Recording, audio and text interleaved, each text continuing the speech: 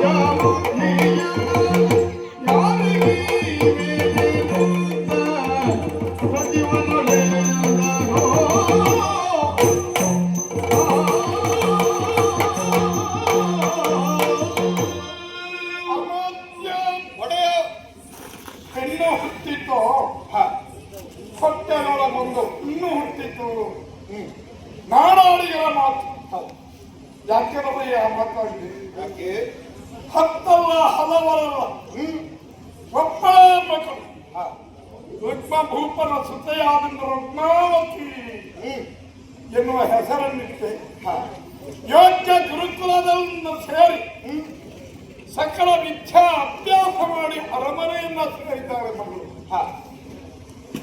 ಆದ್ರೆ ಅಪ್ಪ ಅಮ್ಮನ ಮಕ್ಕಳಿಗೆ ಎಷ್ಟೇ ವಯಸ್ಸಾದ್ರೂ ಅವ್ರು ಯಾವತ್ತೂ ಸುಂದರವಾಗಿ ಕಾಣುತ್ತಾರೆ. ನಾಳೆ ಜಗದ ಜನರಿಗೆ ಅದು ಆಗೋದಿಲ್ಲಲ್ಲ. ಇನ್ನು ಹಲವಾರು ಚೇಂಜ್ ಆಗ್ತದೆ. ನಮ್ಮ ಮನೆಯಲ್ಲೇ ಇಟ್ಕೊಳ್ಳೋ ಹೊಟ್ಟೆಗಳು ಇನ್ನೊಬ್ಬರಿಗೆ ಎಟ್ಕೊಟ್ಟು ಮುಖ್ಯ ಮಾಡಿಸ್ಬೇಕು ಅಥವಾ ಕನ್ಯಾದಾನ ಮಾಡಬೇಕಾದ್ರೂ ಬಿಟ್ಟಿರುವ ಹೊಣೆ. ಈಗ ನನ್ನ ಮಗಳಿಗೆ ವರ್ಷ ಎಷ್ಟಾಯ್ತು ಎಂದು ಯೋಚಿಸಿದ. ಕನ್ನಗ ಆದದ್ದು ಷೋಡಶ ಅಂದ್ರೆ 16 ವರ್ಷ. ಯಾವುದೇ ಒಂದು ಕಾರ್ಯ ಮಾಡುವುದಕ್ಕೆ ಒಂದು ಕಾಲ ಆಗ್ತಿದೆ. ಕಾಲಕ್ಕೆ ಕಾರ್ಯ ಸರಿಯಾಗಿ ಆದರೆ ಅನುಭವಿಸುವವರಿಗೋ ನೋಡುವವರಿಗೋ ಅದು ಚಂದವಾಗಿರ್ತದೆ. ಕಾಲ ಮೀರಿ ಕಾರ್ಯ ನಡೆದರೆ ಅದು ಚಂದ. ಯಾಕಂದ್ರೆ 16 ವರ್ಷಕ್ಕೆ ಕಾಲಿಟ್ಟಂತ ನನ್ನ ಮಗಳಿಗೆ ಮದುವೆ ಮಾಡಬೇಕು ಜ್ಯೋತಿಷಿಯಾಗ ರಾಜನ ಮಗಳನ್ನ ಮದುವೆ ಆಗುವುದಕ್ಕೆ ಕೊಳ್ಳೋದಕ್ಕೆ ಸಾಕಷ್ಟು ಅರಸು ಮಕ್ಕಳು ಬರ್ತಾರೆ.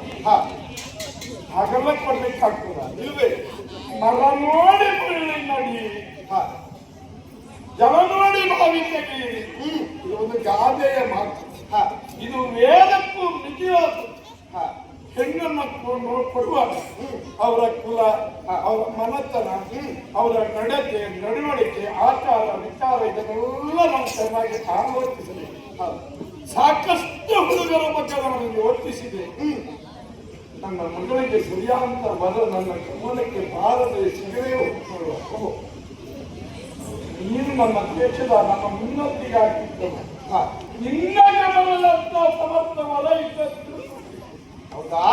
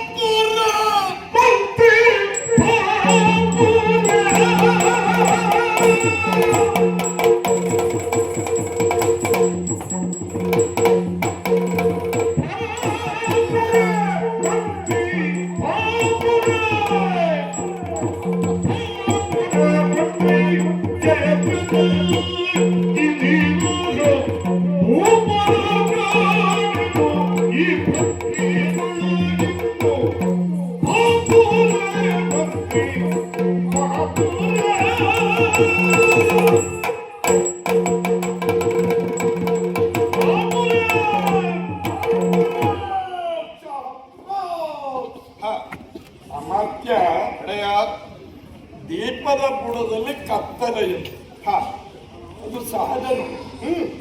ಬಹಳ ಸುತ್ತ ಬೆಳಕು ಕೊಡ್ತದಲ್ಲ, ಹತ್ತಿರದಲ್ಲಿ ಕತ್ತಲೆ. ಇದು ಯಾಕೆ ಹೇಳಿದೆ ಬರಲ್ಲ? ಯಾಕೆ ಹೌದು, ನನ್ನ ಮಿತ್ರ ಇದ್ದ. ಅವನಿಗೆ ಎಡೆ ಈ ಭೂತಳದಲ್ಲಿ ಯಾರಿರ್ತಾರೆ? ಅವನಿಗೊಬ್ಬ ಮಗ ಇದ್ದಾನೆ ಎನ್ನು ನನ್ನ ಗಮನಕ್ಕೆ ಬಾರದೆ ಹೋಗಿದ್ದವನ. ಆ ದೇವತೆಯ ಗುಣ ಏನು, ನಡತೆಯನ್ನು ಏನು ಚೆನ್ನಾಗಿ ಅರ್ಥ ಮಾಡಿಕೊಂಡವನ. ಒಳ್ಳೆ ಸಂತರ ಕೊಟ್ಟಿದ್ದೇವಲ್ಲ.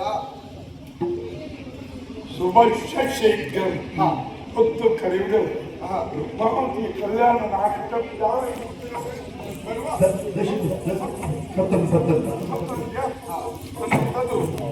ನಾನು ತೀರ್ಮಾನ ಮಾಡಿಕೊಂಡು ಈಗ ಅವನಿಗೆ ಒಂದು ಪತ್ರ ಬರೀಬೇಕು. ಲೇಖನ ಬರೀಬೇಕು. ನಾನು ಬರೆದಿರ್ತೇನೆ, ಮುಂದೆ ಮುತ್ತಿ ಇರ್ತೇನೆ.